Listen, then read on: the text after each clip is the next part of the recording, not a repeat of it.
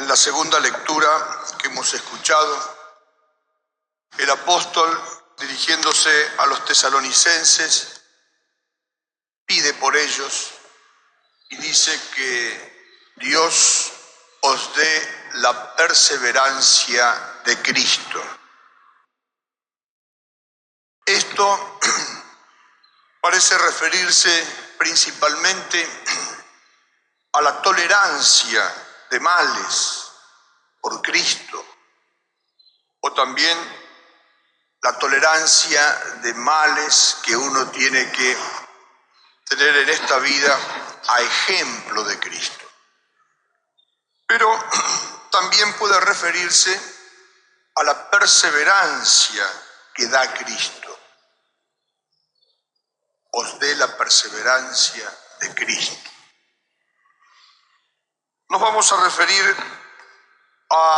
justamente en este segundo aspecto a la perseverancia perfecta o perseverancia final, aunque la doctrina vale análogamente para la llamada perseverancia diuturna o temporal, pero específicamente la perseverancia final. Esa perseverancia final que exige un auxilio especial de Dios, que no es otra cosa, ese auxilio especial de Dios, que una moción que tiene dos efectos: conserva la gracia y la preserva de todos los peligros y tentación. Vamos a referirnos entonces a esto en distintos puntos. Primero, ¿qué es la perseverancia final? La perseverancia final es la unión del estado de gracia con el momento de la muerte. Cuando alguien muere en gracia de Dios, se dice que perseveró hasta el fin. Y este es ciertamente el elemento formal de la perseverancia: la unión del estado de gracia en el momento de la muerte, es decir, en el momento de la separación del alma y del cuerpo. Segundo, ¿de qué es efecto la perseverancia final? La perseverancia final es efecto propio y exclusivo de la divina predestinación, por la que ciertísimamente se salvan todos los que se salvan. La predestinación es una especialísima providencia de Dios sobre todos y solos los predestinados. Especialísima providencia de Dios que nace de aquel especialísimo amor de predilección por el que elige a los predestinados. Luego, es evidente que la perseverancia final es efecto de una gracia especialísima de Dios, que consiste a veces en un actual auxilio especialísimo y otras veces en una singularísima protección externa de Dios en orden a que coincidan el estado de gracia con el momento de la muerte. En tercer lugar, ¿cuál es el fundamento de esta doctrina? El fundamento de esta doctrina, como no puede ser de otra manera, está contenida en la Sagrada Escritura y la Iglesia en su magisterio supremo la ha hecho enseñanza formal, explícita en el grado máximo de enseñanza, como es el dogma de fe definido. En primer lugar, algunos textos del libro de la sabiduría, conocido por ustedes, el capítulo 4. Fue arrebatado porque la maldad no pervirtiese su inteligencia y el engaño no extraviase su alma. Y versículos más abajo, pues su alma era grata al Señor y por eso se dio prisa a sacarle de en medio de la maldad. Por eso también que nuestro Señor reiteradas veces, de una forma machacona, insistente, exhorta a velar y orar, a orar y a velar, o sea, vigilar. Así, por ejemplo, en San Mateo, velad porque no sabéis cuándo llegará vuestro Señor. Y en el capítulo siguiente, velad, pues que no sabéis el día ni la hora. Y en Getsemaní, a los apóstoles, velad y orad para no caer en la tentación. El magisterio de la Iglesia, el Concilio de Orange, en el segundo, dice: los santos y justos deben siempre implorar el auxilio de Dios a fin de que puedan llegar al buen fin y perseverar en el bien obrar. Y el Concilio de Trento es el gran don, en otra parte, que solo Dios puede conceder. Y es de fe definida, como se ve por el anatema: si alguno dijere que el justificado puede, sin especial auxilio de Dios, perseverar en la justicia recibida, o que con él no puede, esto para los depre, sea anatema. Es decir, que uno está justificado, está en gracia de Dios, para perseverar hasta el fin, tiene que recibir ese auxilio especial de Dios. Y si lo recibe, evidentemente no puede dudar de que con él va a alcanzar la perseverancia final. Cuarto punto. ¿Puede ser merecida la gracia de la perseverancia final? Es decir, ¿el hombre tiene de parte suya algún derecho para recibir la gracia de la perseverancia final? La perseverancia final no puede ser merecida, ni de condigno, ni en estricta justicia, ni de congruo propiamente dicho, ni por benevolencia, digamos, propiamente dicha. Eso está clarísimo en la Sagrada Escritura, para que nadie se enorgullezca indebidamente. El que está de pie, cuide de no caer. En la primera de los Corintios.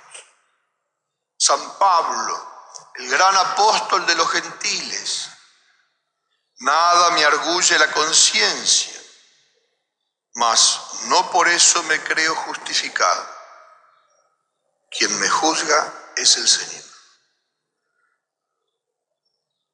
Dicho en lenguaje nuestro, nadie puede hacerse el de nariz estirada creyéndose ya justificado, ya santo o santito o buenito, porque es el Señor el que juzga. Y por eso los santos temblaban pensando en el juicio. Por eso Santa Teresa, sobre su escritorio, tenía el texto ese del Salmo: no entréis en juicio, Señor. Y en la carta a los Filipenses dice San Pablo: obrad vuestra santificación con temor y temblor, pues Dios es el que obra en vosotros el querer y el obrar según su beneplácito. Por eso, finalmente, nadie sabe si es objeto de amor o de odio. Ninguno de nosotros está confirmado en gracia. Por eso, en la Escritura se dice: amé a Jacob y odié a Esaú. Y en la carta a los Romanos, refiriéndose a lo mismo, en el capítulo 9, versículos 15 al 18, pues Dios dijo a Moisés: tendré misericordia de quien tenga misericordia, y tendré compasión de quien tenga compasión. Por consiguiente, no es del que quiere ni del que corre, sino de Dios que tiene misericordia. Así que tiene misericordia de quien quiere, y a quien quiere le endurece. Es libérrimo Dios. Por eso que es Él el que, así como da la gracia al principio para que uno comience a disponerse y recibir todas las gracias necesarias de la justificación, también es Él el que lleva a buen término esa obra. No es obra humana, es obra de Él. Por eso decimos en el prefacio de los santos, citando, es una cita de San Agustín, que Dios, al coronar los méritos de los santos, corona sus propios dones. Así en Filipenses: tengo la confianza de que el que comenzó en vosotros la buena obra, la llevará a cabo hasta el fin, hasta el día de Cristo Jesús. Trento claramente enseña tres cosas. La perseverancia final depende única y exclusivamente de Dios. Segundo, es el don por antonomasia, magnum donum. En tercer lugar, no se enumera entre los objetos de mérito del justo, más bien siempre se añade: sí, con tal de que muera en gracia. Es decir, que tenga la gracia de la perseverancia final.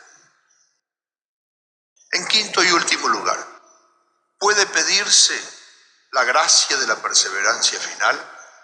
Esa gracia de las gracias, ese auxilio especialísimo de Dios. Sí, debe pedirse.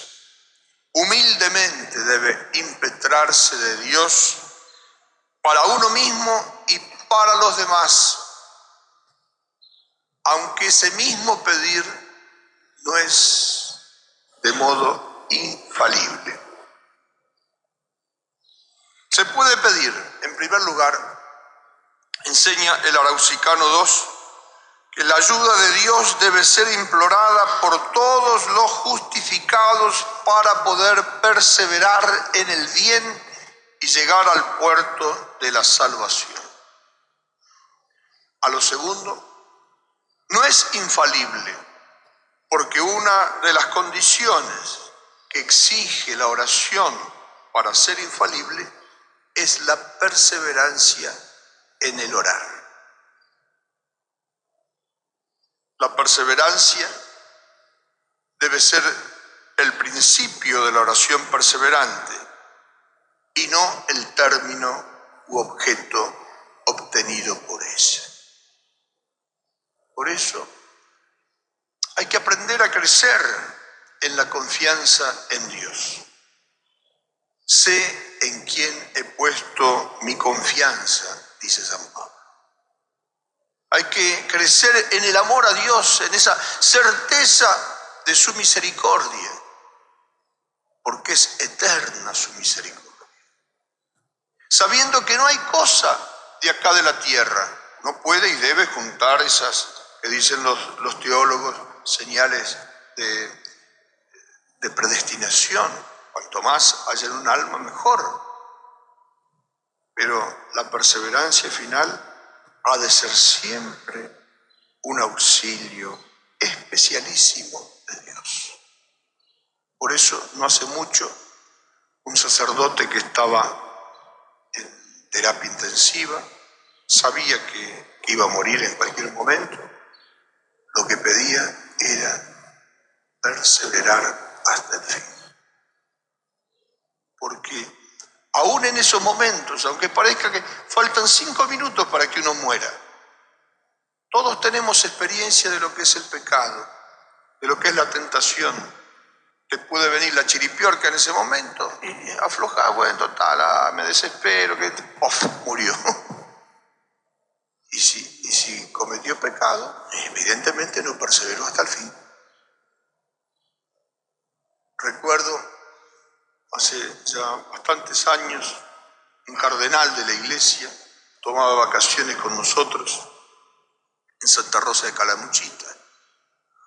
En aquel entonces yo era relativamente joven y este cardenal tenía 80 y pico de años.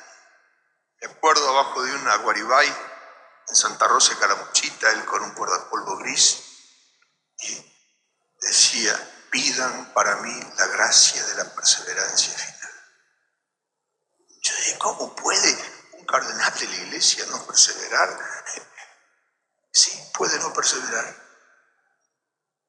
Y nosotros también podemos no perseverar. Por eso hemos de pedir siempre, insistentemente, esa gracia de las gracias, la gracia de la perseverancia final, encomendándonos de manera especial a la Santísima Virgen, a quien siempre le pedimos que ruegue por nosotros ahora y en la hora de nuestra muerte.